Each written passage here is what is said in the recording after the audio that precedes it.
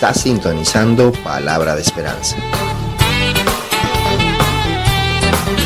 un programa de tu emisora Dinamis Asturias 102.2 FM,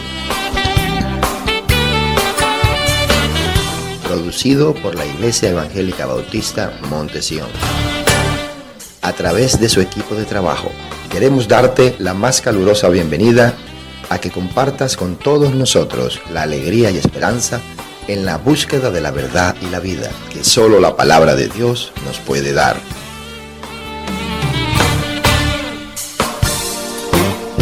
En tu programa, nuestro programa, Palabra de Esperanza. Puedes visitar nuestra página web en www.montesion.eu.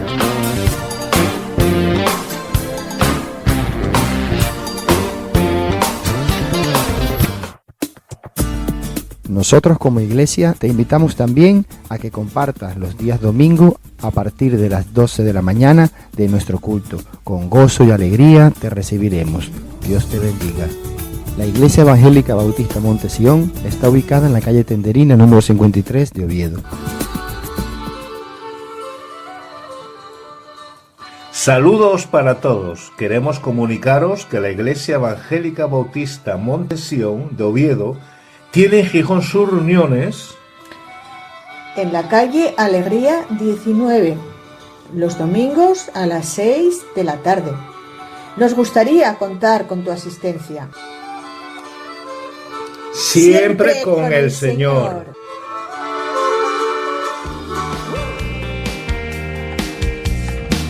¿Hay alguien que todavía pueda gozarse en esa noche?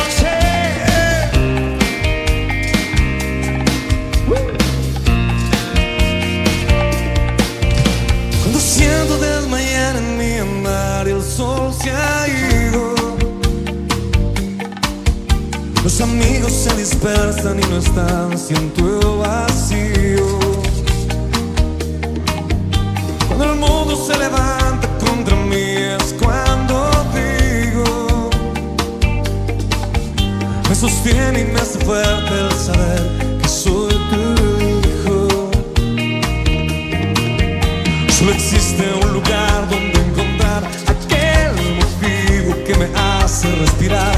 Jesús, tú eres mi refugio, tú mi paz. Si estoy contigo sobre el mar puedo andar. Si estoy contigo ya no hace frío. Los fantasmas se miran y temblarán si estás conmigo. Si estoy contigo ya no hay motivos. La tristeza y la ansiedad ya no estarán si estás conmigo. Cuando siento desmayar en mi andar, el sol se ha ido. Los amigos se dispersan y no están, siento el vacío. Cuando el mundo se levanta contra mí es cuando digo, me sostiene y me hace fuerte el saber que soy tu hijo. Solo existe un lugar donde encontrar aquel motivo que me hace respirar. Jesús, tú eres mi refugio, tú mi paz. Si estoy contigo sobre el mar puedo andar. Si estoy contigo ya no hace frío. Los fantasmas se irán y temblarán si estás conmigo. Si estoy contigo ya no hay motivos. La tristeza y la ansiedad ya no estarán si estás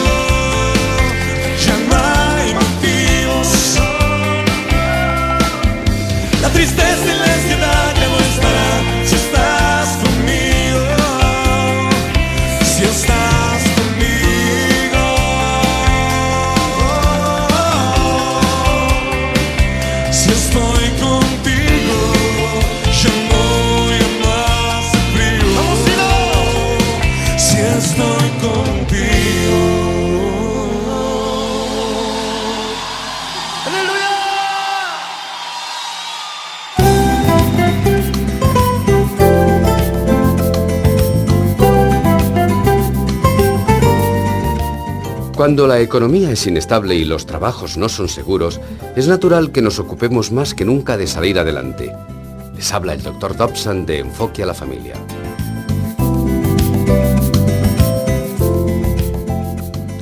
Sin embargo, en los tiempos que corren, también es muy fácil caer presa de lo que el escritor Paul Lewis llama el síndrome de a la vuelta de la esquina. Se trata más o menos de lo siguiente. Si trabaja unas cuantas horas más durante los próximos meses, recibirá un impresionante aumento, una comisión muy alta o un nuevo negocio que prácticamente funcionará solo. Ahora bien, su esposa e hijos tendrán que comprender que no va a estar lo disponible que quisiera. Pero al final habrá valido la pena. Sin embargo, sabemos lo que realmente nos espera a la vuelta de la esquina. Otra esquina, más trabajo, un proyecto más importante y otra fecha límite. Antes de comprometernos a hacer algo que está a la vuelta de la esquina, debemos hacernos algunas preguntas importantes. ¿Vale la pena no estar presente en esta fase de la vida de mi hijo? ¿Vale la pena arriesgar la estabilidad de mi matrimonio? O en concreto, ¿qué voy a quitar de mi lista de compromisos para poder asumir esta nueva responsabilidad? El ponerla además de todas las demás es casi siempre una gran equivocación. Les ha hablado el Dr. Dobson de Enfoque a la Familia.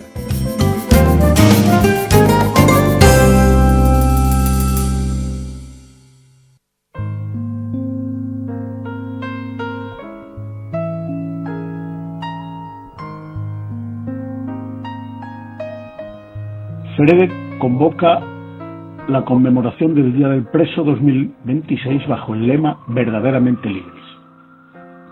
La Federación de Entidades Religiosas Evangélicas de España, FREDE, a través de su Consejería de Asistencia Religiosa, Capellanía, ha convocado a las iglesias evangélicas a la conmemoración del Día del Preso que se celebra bajo el lema Verdaderamente Libres, Juan 8:36.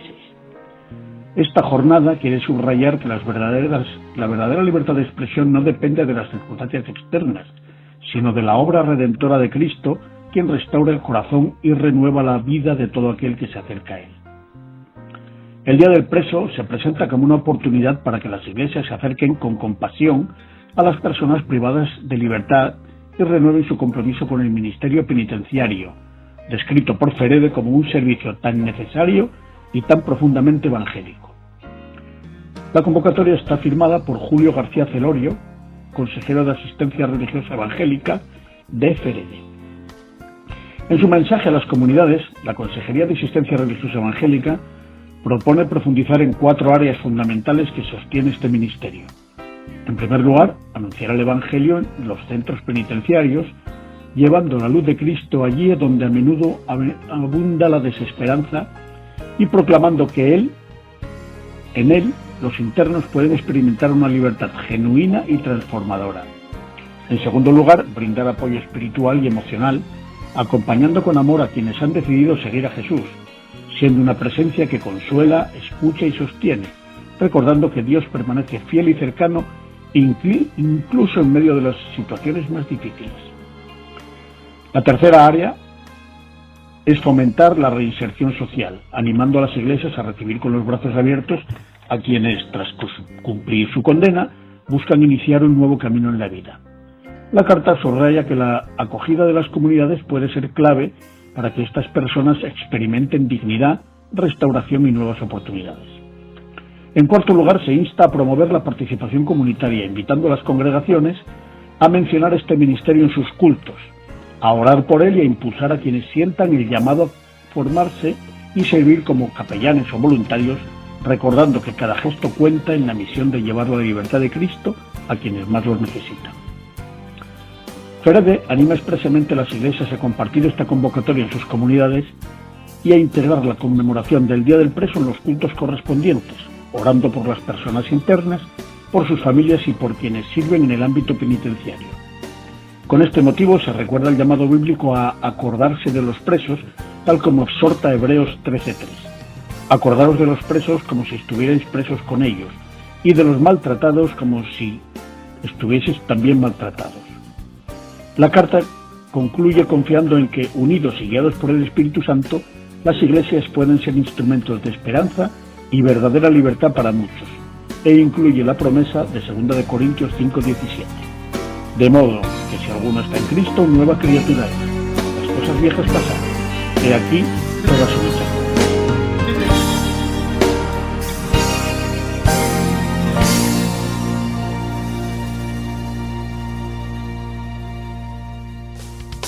Estás escuchando Palabra de Esperanza, en la frecuencia modulada en tu emisora Dinamis Asturias, en el dial 102.2 FM, para hacerte llegar el mensaje de la Palabra de Dios, que en este día tiene preparado para ti, y así cambiar tu vida. Palabra de Esperanza, tu programa, nuestro programa.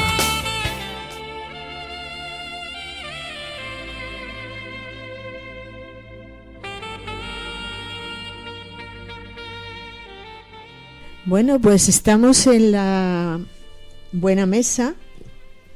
Estamos contentos de estar aquí otra vez y saludamos a Yanelis. Hola, Yanelis. También a Miguel Ángel y a Sabino. Muy buenas. Buenas. Pues bienvenidos a todos. Un saludo a nuestros oyentes. Estamos en lo que llamamos la Semana Santa,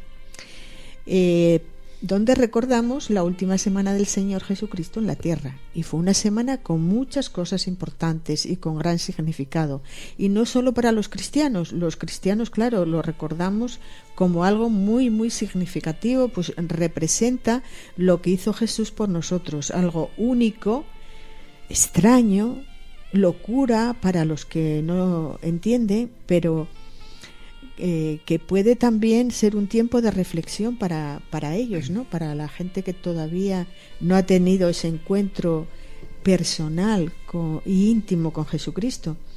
Y fijaros que digo con Jesucristo, una persona, no una religión. Jesús no es una religión, es Dios hecho hombre, el Salvador, el Maestro, el Señor de todo, hacedor de milagros, cosas sobrenaturales, de dar un mensaje también como ningún otro, de amor y esperanza, palabras de vida eterna. Es también el alfa y la omega, principio y fin. Esto y mucho más es el Señor Jesucristo. Por eso merece nuestra atención y por eso merece que recordemos su última semana terrenal y pensemos en su significado. Y esto es lo que trataremos de hacer en el programa de hoy. Así que vamos con ello. Y vamos explicando o detallando o relatando qué fue esa semana. Sabino, ¿no?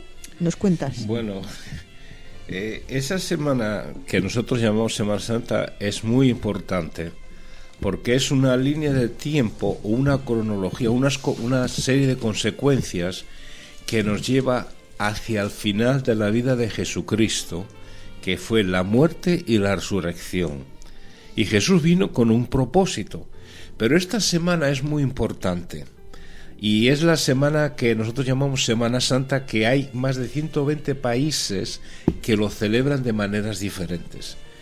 Pero queremos hablar desde el punto de vista espiritual. Y esta Semana Santa hay como varias cosas importantes a considerar en los 4 evangelios que nos llevan a ver lo que pasó con Jesucristo. Y lo primero que podemos ver es la entrada, que es entre el domingo y el lunes. Vemos también la oposición el martes, cómo los líderes judíos se opusieron. El miércoles fue la preparación, el jueves y viernes fue la pasión y el domingo pues la resurrección. Y el domingo empieza con la entrada famosa triunfal de Jesucristo, que todo el mundo decía, le llamaron Hosana, Hosana, el bendito que viene el nombre del Señor, ¿no? Y era como un rey, la entrada triunfal en Jerusalén. Y yo creo que eso fue muy impactante. Y digo impactante porque Jesús nos relata en los evangelios que se montó en un burrico, en un pollino. Uh-huh. Y entró como rey y todo el mundo, miles de personas lo aclamaban como un rey. Y claro, antes los reyes entraban triunfadores a caballo, dando una imagen de triunfador. Sin embargo, Jesús vino en un burrico y estaba comunicando que él venía como un rey de paz. Y todo el mundo pues le estaba ahí adorando y alabando y engrandeciendo, Hosana, Hosana, que viene en el nombre del Señor. Y eso sí es importante para nosotros, porque Jesús sabía lo que estaba haciendo. Él venía manso y humilde, cabalgando en un borrico. Y cuando Jesús entró cabalgando aquel día en Jerusalén, presentó sus credenciales como rey, pero no como un rey guerrero, sino como un rey de paz. Que esta fue su primera venida. Y su acción estaba en contradicción con todo lo que la gente esperaba y deseaba, porque esa gente esperaba un rey, un líder, que los liberara del yugo de Roma. Y pensaban que Jesús iba a ser ese hombre. Incluso sus discípulos tuvieron un tiempo que pensaban que él es. Entonces vemos que Jesús, en este primer punto, pues él entró triunfalmente. Y no sé si queréis aportar algo, si no podemos ver el día lunes como Jesús maldice la higuera y durante la mañana expulsa a todos los compradores que estaban en el templo vendiendo, ¿no? Y ahí se demostró la ira de Jesús en ese templo, que pues allí los judíos se lo tomaban como algo de cachondeo. Comercio, ¿no? Era como un comercio. Como un comercio. Usaban el templo como un mercadillo. Me hubiera gustado. Me hubiera gustado ver a Jesús entrar en un pollino en Jerusalén. Sería fascinante. Es cierto, ¿no? Entró como el siervo humilde. Y eso es maravilloso. Sí, porque bueno, entró así, después ya esos mismos que le aclamaban, o esos o parecidos, eran los que luego, pocos días después, decían crucifícale, crucifícale, ¿no? Y vemos que, bueno, las masas pueden ser muy variables, muy imprevisibles. Sí, y eso fue la entrada. Y ya el lunes, como iba diciendo, pues fue ahí al templo, y tiene un sentido muy espiritual lo que Jesús hizo. Nos quedamos con la imagen de que Jesús sacó el látigo y empezó a echar a toda la gente. Que no quiere decir que golpeara con el látigo a la gente. Exactamente. No dice eso. Pero él se indignó con la explotación que se estaba haciendo los peregrinos, porque las autoridades del templo estaban vendiendo cosas para poder hacer los sacrificios y todo eso. Había una explotación para sacar dinero. Pero hay algo más, es que él estaba indignado porque estaban profanando el santuario de Dios. Y hay algo más dentro de toda esta situación, y es que es posible que Jesús tenía un motivo todavía más profundo de indignación. Y eso tiene que ver con lo que Isaías 56:7 dice. Dice: mi casa será llamada casa de oración para todos los pueblos. Y quiero hacer aquí un énfasis. No solamente para los judíos, sino que era para todos los pueblos. Su casa era una casa de oración. Isaías estaba profetizando de este evento. Entonces vemos la cronología. Entra como rey de paz, purifica la casa, da un ejemplo de pureza y echa a toda esta gente, y vemos que él estaba muy, muy enfadado. Así que eso es interesante, ¿no? En lo que es la Semana Santa. Es curioso porque se indignó, pero eso no quiere decir que se airó, sino que se indignó por lo que estaba viendo a su alrededor, cómo se estaba comerciando con la fe. Y bueno, hay tal cosa como que te puedes, no sé, airar, enfadar cuando hay injusticias, ¿no? Cuando tú ves que hay una injusticia, que alguien, no sé, voy a poner un ejemplo un poco fuerte, que alguien ha abusado de un niño, sea de cualquier manera, uno se indigna porque es algo que está mal, Entonces hay tal cosa como que te puedes enfadar por cosas que no son buenas. Y que en este caso era el caso. Es una faceta de la vida de Jesús que nos llama mucho la atención, ¿no? Esa indignación que él sintió, ¿no?, ante lo que estaba pasando. Es interesante también lo que pasa el martes, porque el martes él tiene un encuentro con los líderes judíos, y él ahí, Jesús demuestra su autoridad con esta gente, ¿no?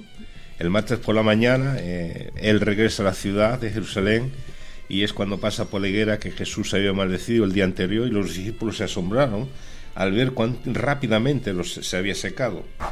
Y es interesante eso, ¿no?, porque estaba hablando de algo simbólico acerca de la maldición de la nación Israel por su falta de frutos. Pero ese mismo día... O sea, la higuera representaba a Israel. Sí, hay algunos maestros que así lo creen. Pero es interesante que los líderes judíos buscan a Jesús el martes y lo encuentran en el templo. Y este día se podría llamar el día de la confrontación. Imagínate al Señor Jesús sabiendo que dentro de 3 o 4 días iba a ser arrestado, iba a ser escupido, iba a ser vejado, iba a ser abandonado, iba a ser crucificado, y aquí tiene una fuerte confrontación con los líderes judíos, ¿no? Y lo buscan para enfrentarse con él. Y los líderes judíos estaban cuestionando la autoridad de Jesús. Nos dice Mateo 21, en el verso 23 dice al 27: cuando vino al templo, los principales sacerdotes y los ancianos del pueblo se acercaron a él mientras enseñaba y le dijeron: aquí vemos a Jesús que estaba enseñando, estaba trabajando con la gente, enseñando las cosas espirituales, y estos hombres vienen a interrumpir a Jesucristo. Y le interrumpan y le dicen: ¿con qué autoridad haces estas cosas? ¿Y quién te dio esta autoridad? Y a mí me llama la atención que 3 años después que Jesús lleva predicando, haciendo milagros, sanando, multiplicando paces, la gente sabía quién era Jesús, y todavía estos preguntan: ¿con qué autoridad haces estas cosas? No solamente con qué autoridad, sino que encima, ¿quién fue el que te dio la autoridad? O sea, era un cuestionaje completo, lo cuestionaban todo, sabiendo quién ya era. Jesús respondió, verso 24: yo también os haré una pregunta, y si me las contestáis, también os diré con qué autoridad hago estas cosas. ¿El bautismo de Juan de dónde era? ¿Del cielo o de los hombres? Ellos entonces discutían entre sí, diciendo: si decimos del cielo, nos dirá: ¿por qué pues no lo creísteis? Y si decimos de los hombres, tememos al pueblo, porque todos tienen a Juan por profeta. Y respondiendo a Jesús dijeron: no sabemos. Y él también dijo: tampoco yo os digo con qué autoridad hago estas cosas. Es interesante este enfrentamiento, ¿no? Voy a decirlo entre comillas: estos líderes judíos no eran tontos. No querían comprometerse. Querían coger a Jesús y cuestionaban a Jesús, pero cuando ellos tenían que responder algo que podía enfrentarles con el pueblo, ellos dijeron: no te decimos con quién es. Entonces Jesús dijo: bueno, pues yo tampoco. Sí. Y es interesante eso, ¿no? Porque estaban cuestionando a Jesús. Entonces Jesús, en los siguientes versos, les habla en parábolas y les dice algo interesante a estos judíos. Pero ¿qué os parece? Verso 28. Un hombre tenía 2 hijos, y acercándose el primero le dijo: hijo, ve hoy a trabajar a mi viña. Respondiendo él dijo: no quiero. Pero después arrepentido fue. Y acercándose al otro le dijo de la misma manera, y respondiendo él dijo: sí, señor, voy. Y no fue. ¿Cuál de los 2 hizo la voluntad de su padre? Dijeron estos líderes judíos: el primero. Jesús le dijo: de cierto os digo que los publicanos, las rameras, van delante de vosotros al reino de Dios. Porque vino a vosotros Juan en camino de justicia, y no le creísteis, pero los publicanos y las rameras le creyeron, y vosotros viendo esto no os arrepentisteis después para creerle. Jesús les da una bofetada tremenda a esta gente, porque les dice toda esta parábola de 2 hijos, que uno hizo la voluntad y el otro no. Y entonces les habla de cómo Juan vino y ellos ni le creyeron. Sin embargo, los los pecadores, las rameras, sí le creyeron y se le echa en cara, ¿por qué vosotros entonces no creísteis? Este es el enfrentamiento que estaba constantemente cuestionando. Y es más, si sigues en Mateo 21, les habla de la parábola de los labradores malvados, que vinieron y bueno, querían quedarse con la viña y mataron. ¿A quién mataron? Al heredero de la viña. Y aquí sí se estaba refiriendo Jesucristo, a él mismo. Estaba profetizando de su muerte y estaba profetizando de que estos líderes judíos eran los labradores malvados, porque querían quedarse con la viña, querían echar a Jesucristo. Y era un día, el martes, tan importante. Después habla de la parábola de las fiestas de las bodas, ¿no? En Mateo 22, 1 al 14, ¿no? Entonces vemos el enfrentamiento que estos hombres religiosos tuvieron con Jesucristo. Lo curioso es cómo lo cuenta, porque no les está acusando directamente, sino por medio de una parábola, ¿no? Para que se sientan aludidos, ¿no? Eso es algo que a mí me llama mucho la atención, ¿no? Está intentando provocarles, ¿no? y lo consiguen. Pero bueno, hubo veces que les llamó a la cara hipócritas. Sí, no en esta ocasión, pero habló bastante. Hablaba bastante de los religiosos de su tiempo, fariseos, saduceos y tal, diciéndoles: sois ciegos y guías de ciegos, o sea, y sois como sepulturas blanqueadas, hipócritas, tal y cual. Y en cambio hablaba de los pobres, de los desgraciados, de las prostitutas, que iban a entrar primero al reino de los cielos que los religiosos. Por eso lo que decía al principio, ¿no? Que estamos hablando de Jesús como una persona, como Dios hecho hombre, como el Salvador, como el que vino a pagar por nuestros pecados, no de una religión. No estamos hablando de un montón de dogmas, sino de una persona que hizo algo increíble, que marcó las edades, que fue un hito en la historia y lo sigue siendo, y lo seguimos recordando en Semana Santa. ¿Vamos caminando? Sí. ¿Quieres decir algo? Sí. No, es que es interesante que después de esta situación estos hombres quieren seguir poniéndole trampas a Jesucristo. Tratan de ponerle en dificultades, ¿no? Y entonces en Mateo capítulo 22 vemos la trampa acerca del pago del tributo, de quién era esta moneda, de César o de Dios. Y Jesús le dice: dar a Dios lo que es de Dios y a César lo que es de César. Después Jesús le hace la trampa de la resurrección, le quieren hacer la trampa de la resurrección, que un hombre tenía una esposa, murió, se casó con un hermano, así con varios hermanos. ¿De quién era la mujer en la resurrección, ¿no? Y entonces Jesús le dijo: erráis, en el cielo no hay trampa. ¿Avanzamos para el jueves? Vamos hacia el jueves, y entonces vemos en el jueves, que digamos que es el martes, el arresto. Es el arresto.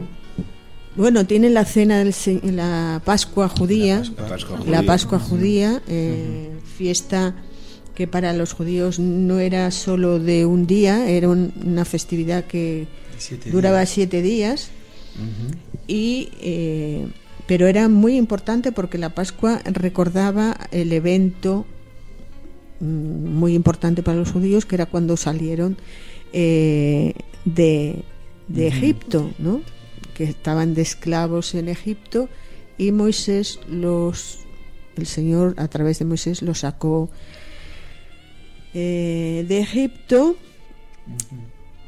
Y hubo, sabéis, las 7 plagas, pero la última era que iban a morir todos los primogénitos, incluso de los animales, y israelitas tenían que hacer una cosa, era sacrificar un cordero y con esa sangre pintar, o sea, manchar, Rociar, pintar ¿no? los dinteles de la puerta para que el ángel de la muerte, en ese caso, no pasara de largo. pasara de largo. Entonces, eso es lo que recordaban en la Pascua judía. Sacrificaban un cordero. Y en este caso, pues el Señor se reúne con los 12, tienen esa festividad, en esa cena les lava los pies a los discípulos, y luego es cuando toma la copa y dice: esta es mi sangre, que por vosotros es derramada para el perdón de vuestros pecados, y el pan, que representa mi cuerpo y que fue molido, partido también para la remisión o perdón de pecados. Después de eso van al huerto. Es cuando el Señor va a orar y dice que le caían sudor como gotas de sangre. Por tres veces los discípulos se duermen, no pudisteis velar. Él estaba en angustia profunda, y ya después, ya la tercera vez, despierta a los discípulos: venga, que me vienen a apresar. Judas le saluda: maestro, le da un beso, y Jesús dice: con un beso me entregas. Y ahí arrestan al Señor. Sí, y hay algo interesante que es en los juicios de Jesús, ¿no? Donde Jesús tuvo seis juicios. 3 fueron religiosos y 3 fueron políticos. 3 por los líderes judíos y 3 por los gentiles romanos. Los juicios judíos fueron de carácter religioso, donde Jesús fue falsamente acusado de blasfemo, llamarse el Cristo, llamarse el mismo el Cristo e igualarse a Dios. Y los 3 juicios romanos fueron de carácter político, donde Jesús fue falsamente acusado de revolucionario, de incitar contra Roma y enseñar que no se pague impuestos a Roma. Eran 2 cosas muy delicadas. Y los juicios judíos celebrados a Jesús eran ilegales de acuerdo a la misma ley de los judíos. Los juicios de Jesús, aparte de ser basados en mentiras, fueron ilegales aún de acuerdo a las leyes judías de ese tiempo. Según esas leyes, no podía haber un juicio durante el tiempo de la fiesta, y estaban juzgando a Jesús. Cada miembro del Sanedrín debía votar individualmente para condenar o poner en libertad, y no se votó. Si la pena de muerte era dada, debía pasar una noche antes de que la sentencia fuese ejecutada. No pasó. Los judíos no tenían autoridad para ejecutar a nadie. Ningún juicio podía haberse sido hecho de noche. El acusado debía tener un defensor o un representante. Jesús no lo tuvo. El acusado no se le podían hacer preguntas que le autoincriminasen. Y vemos que los líderes judíos le estaban haciendo preguntas para que él se autoincriminase. Entonces vemos que todo fue una farsa. Con testigos falsos. Con testigos falsos. O sea, lo que ahí se montó para poder ejecutar a Jesucristo fue una escena terrible. Entonces lo que tenemos que pensar es que la Semana Santa es una cronología de los últimos días de Jesús para ir a un propósito, y el propósito es morir en la cruz y resucitar el tercer día por nuestros pecados. Ese es el propósito. Eso es como tenemos que visualizar la Semana Santa. Y eso a veces se ve cuando vamos en Semana Santa a las procesiones. Lo que vemos es parte de esta historia, pero necesitamos ir más allá de ver la puesta en escena, sino tenemos que ver el contenido espiritual que hay aquí. Que vemos: Jesús entró como un rey de paz. Jesús se enfrentó porque estaban blasfemando en el templo de la casa, lo que era la casa de oración del Padre. Vemos que fue arrestado injustamente, juzgado injustamente. Claro.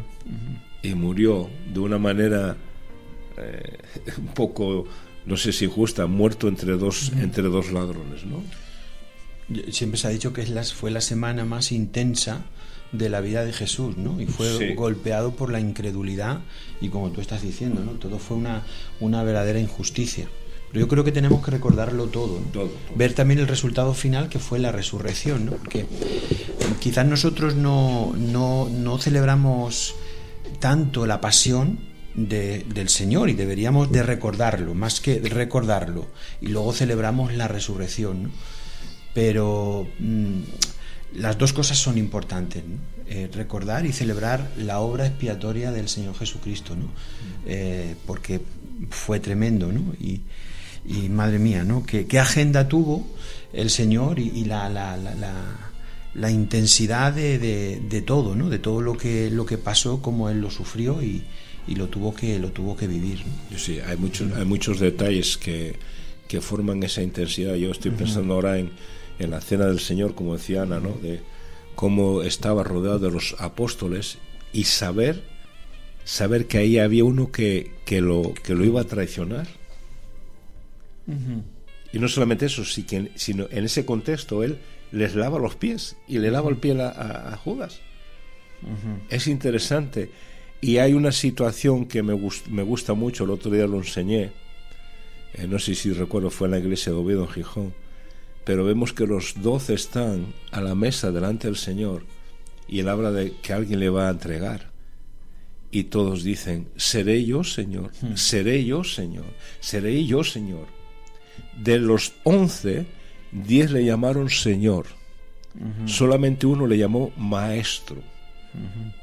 Los otros reconocían al Señor Jesucristo como Dios con todo lo que Él enseñó, pero Judas lo llamó Maestro, como una persona de la carne, normalmente un personaje que tenía mucha influencia, pero no reconoció a Jesús como el Señor. Y yo, después de muchos años, lindo me doy cuenta, y ahora entiendo un poco más a Judas. ¿Por qué lo traicionó? Porque él no consideraba a Jesús como Dios, como el Salvador, como el Señor, sino como un hombre más, un maestro más. Seré yo maestro. Claro, y ahora yo puedo entender un poco la persona de Judas, y me impactó ver que de los 11, 10 Señor le llamaron y el otro Maestro. Y eso es muy, muy impactante, todo eso que está pasando en esos días. Sí. Bueno, y la cena también, pienso que, celebraron, ¿no?, la Pascua. Sí. Él sabía que iba a ser el cordero, aquel cordero que cocinaron y que estaban comiendo. Él iba a ser el sustituto, ¿no? Iba a ser el cordero de Dios que quita el pecado del mundo, ¿no? ¿Cómo vivió el Señor esos momentos, ¿no? Increíble. Ya no solamente eso, sino que cuando lees que está en la cruz y que todos huyeron o miraban desde lejos, los apóstoles o las mujeres, es un poco también triste, ¿no? Y siempre decimos que fue Pedro el que le negó. No, es que muchos huyeron y se escondieron. Estaban escondidos porque, claro, tenían miedo, era lógico. Y lo que más me gusta es que Jesús, cuando resucitó, no se lo echó en cara a ninguno de ellos. Sí. A ninguno de ellos les echó en cara: oye, ¿por qué me abandonasteis? Me dejasteis solo. La única vez que creo que usa la palabra abandono es allí en la cruz. Padre, ¿por qué? Sí. Eli lama sabachthani. ¿Por qué esto me abandona? Es Jesús, al único que se lo echa en cara es al mismo Dios, a su propio Padre. Y sin embargo los otros que le hicieron todo eso, nada, al contrario, después resucita y empieza a animarlos, empieza a decirles que con su ejemplo que les ama, etcétera, etcétera, ¿no?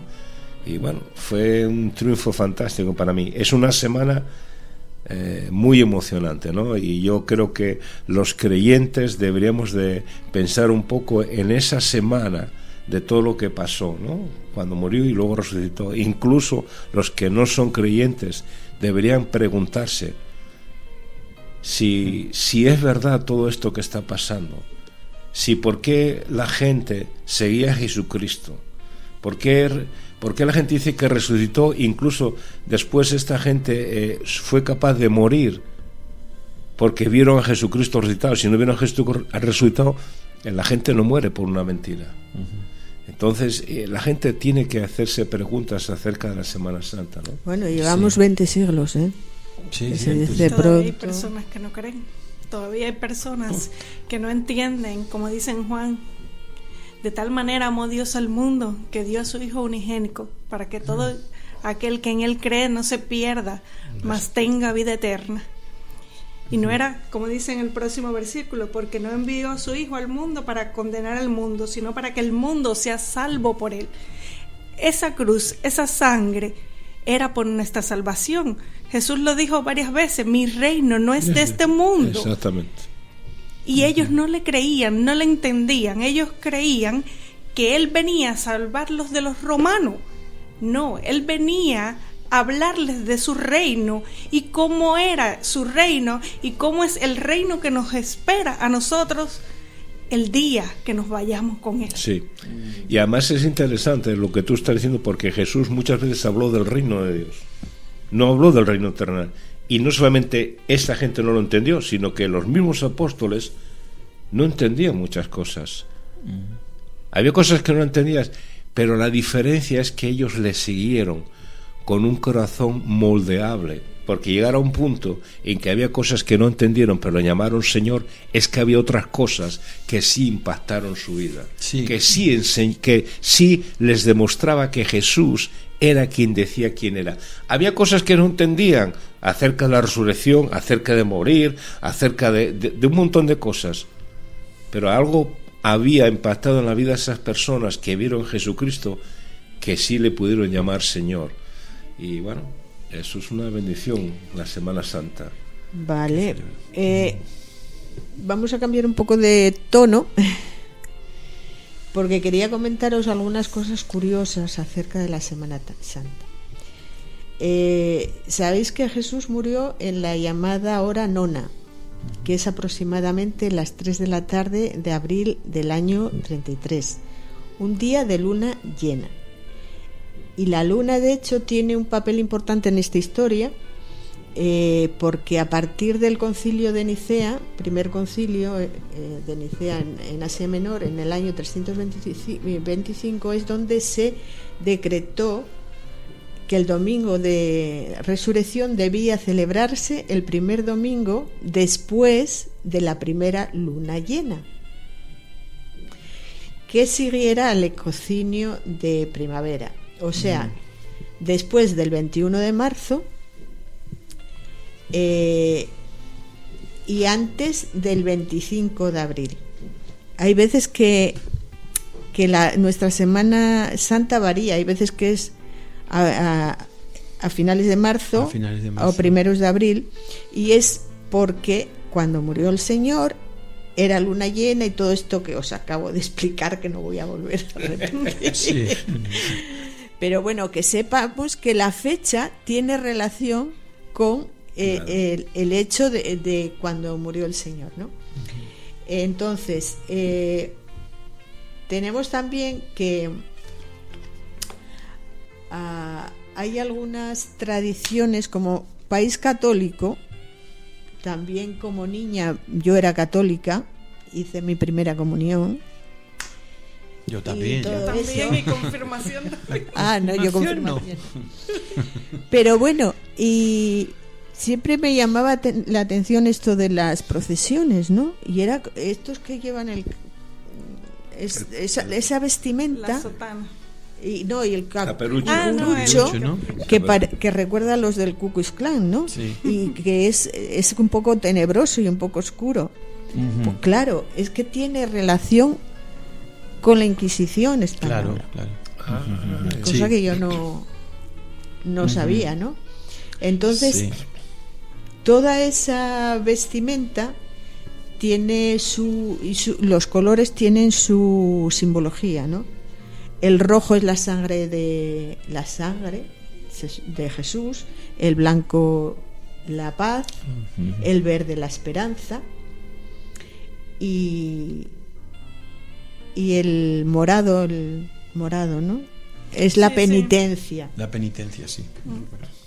Bueno, esto lo descubrí ahora, porque no tenía ni idea. Pero bueno, en esta Semana Santa vamos a ver bastantes procesiones por la tele, porque en España hay mucha cultura de esto. Sí, de procesiones. Y en Gijón, yo no sé aquí en Oviedo, pero en Gijón, en mi barrio, sale la procesión. Pasaba por delante de mi casa, encima de Villa.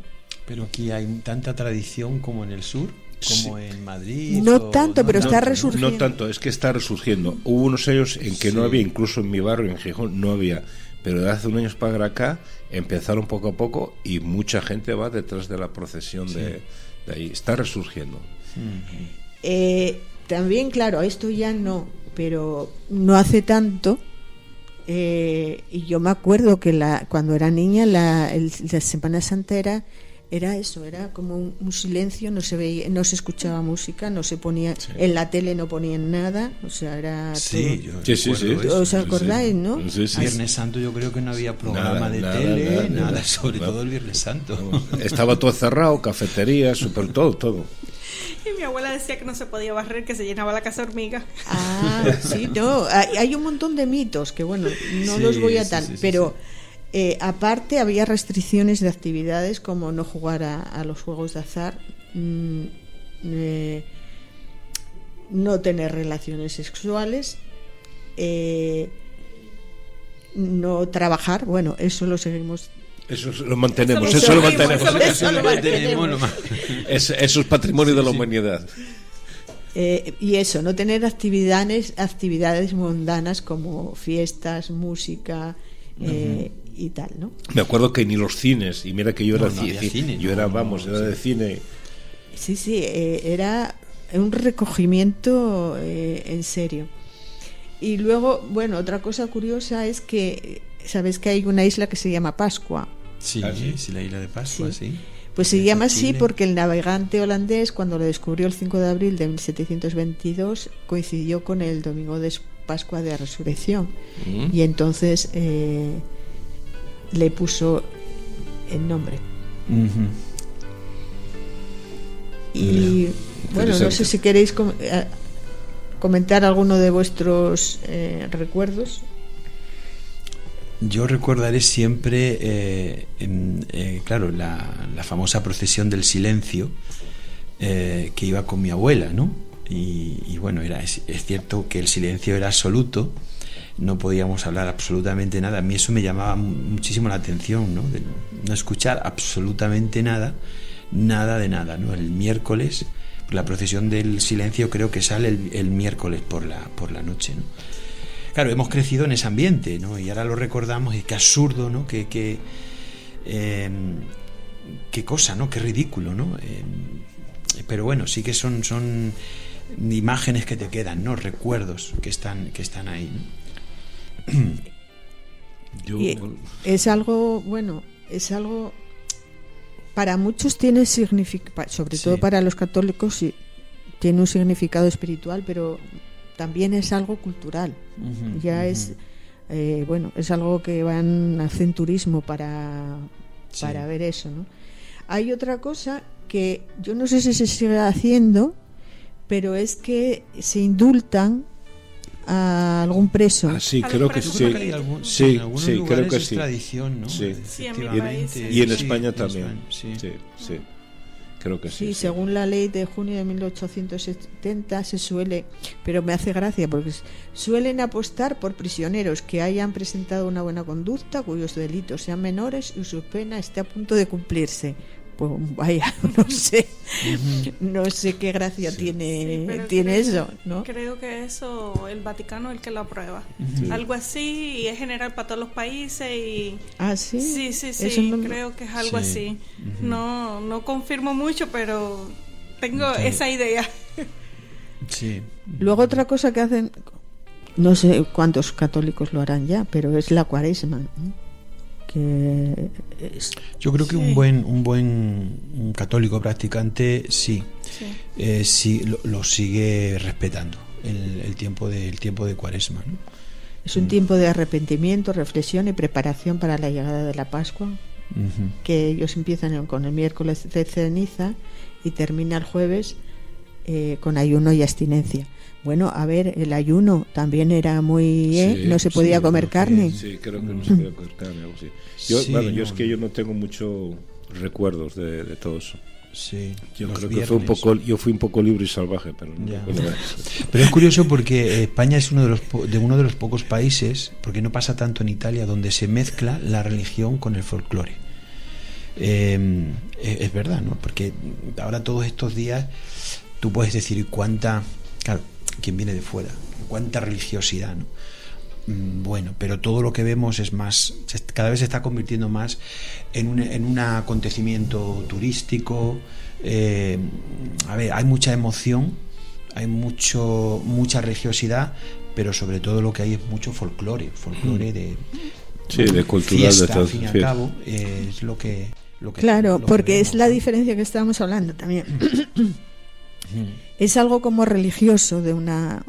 Pero no sé cuántos tienen ese conocimiento, profundidad y fe en lo que representa en realidad, en el sentido profundo y real de lo que significa, ¿no? La semana, que era Semana Santa, que es la crucifixión de Jesucristo, que creemos que era Dios hecho hombre, que vino con ese propósito para morir en una cruz. Porque dice la Biblia que sin derramamiento de sangre no hay perdón de pecados. En el en la antigüedad era la sangre del cordero, y como decía Miguel, Jesús fue el cordero que murió y con su sangre pagó nuestros pecados. Que para muchos que no entendemos, no sé si lo entendemos o podemos razonar de otras maneras, pero esto es lo que es lo que hay, es lo que Dios hizo, lo que Dios enseña, lo que Dios planeó y realizó, y es lo que hay. No sé, no hay vuelta de hoja. Y no, por supuesto que nosotros no compartimos esta manera de celebrar, pero yo creo que tenemos que respetar, igual que ellos nos respetan a nosotros. Sí. Yo creo que eso es importante tenerlo en cuenta. Sí. Y bueno, a ver, yo recuerdo que estuvimos en eso estaba pensando. A mí me gustó mucho porque fue en Cáceres, si no recuerdo mal, y era la procesión, ¿no? Eran como el Vía Crucis, ¿no? Los pasos que llaman, ¿no? Los pasos que llaman, ¿no? Que se veía a Jesús con látigo, luego se veía a Jesús crucificado, luego se veía a Jesús muerto en los brazos de María y tal, ¿no? Y me llamó la atención, y no es que éramos 30, 40, ahí había miles de personas en Cáceres, creo que era en Cáceres, si no recuerdo mal.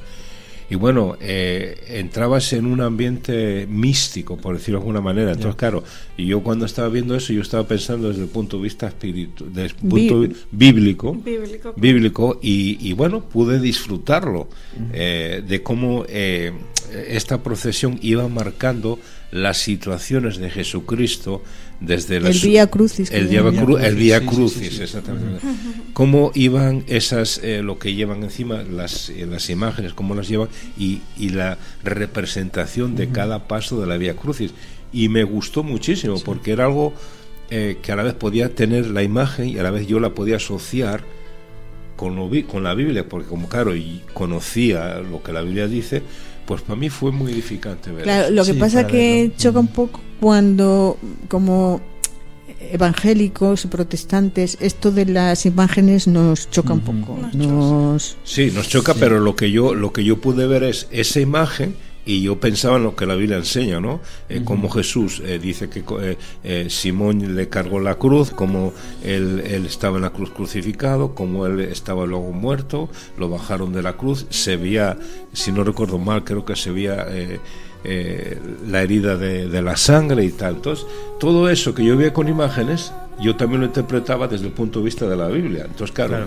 Yo tenía dos fuentes ahí que podía compaginar. Bueno, pues existe una película. Es una escena del Evangelio, ¿no? Que claro, antes esto tenía mucho sentido porque la gente no sabía leer ni a escribir, entonces pues como que de alguna manera era una manera de transmitir el evangelio en aquel tiempo. Eso hay que tenerlo en cuenta, ¿no? Y otra cosa ya es la idolatría a la que Y en la antigüedad, cuando mucha gente no sabe leer, hay que entender que muchas cosas espirituales de la vida siempre se transmitían con imágenes. Era la manera de enseñar a la gente. Bueno, pues se nos acaba el tiempo. Tenemos mucho rollo, mucho que decir. Bueno, pues nada, ya os dejamos con la reflexión y pues nada, os esperamos para la próxima semana en Palabra de Esperanza.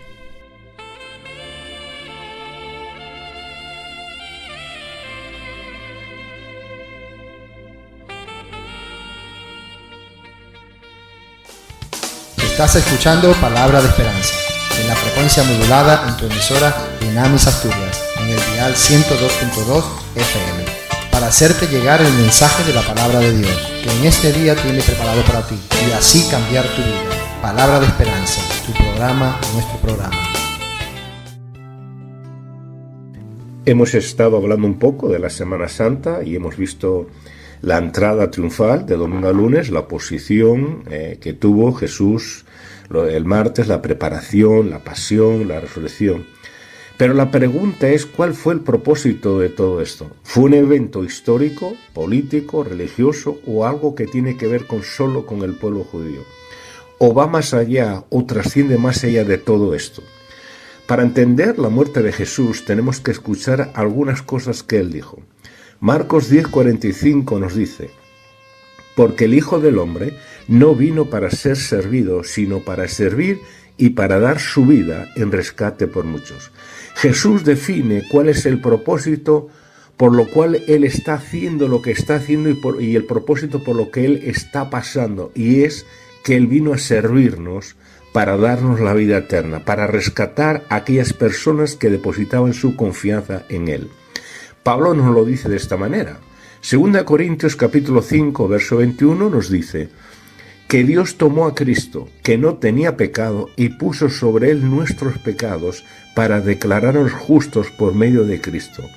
Aquí Pablo, de una forma sencilla y clara, nos afirma lo que Dios hizo por nosotros a través de Jesucristo. ¿Por qué tuvo que hacer esto? Esa es la pregunta. ¿Por qué se tuvo que sacrificar? Romanos capítulo 3, verso 23 al 24 nos lo dice. Todos hemos pecado y por eso estamos lejos de Dios. Pero Él nos ama mucho y nos declara inocentes sin pedirnos nada a cambio. Por medio de Jesús nos ha librado del castigo que merecían nuestros pecados. Porque la paga del pecado es muerte, mas el regalo de Dios es vida eterna en Cristo Jesús. La Semana Santa son todos los actos que vemos en las procesiones. Lo que está escenificando es este hecho de que Jesús murió y resucitó por ti y por mí. Él es el proveedor de nuestra salvación. Y Hechos 4:12 nos dice: y en ningún otro hay salvación, porque no hay otro nombre bajo el cielo dado a los hombres en que podamos ser salvos. Y lo que yo tengo que hacer, el primer paso es reconocer que mis pecados me separan de la gloria de Dios.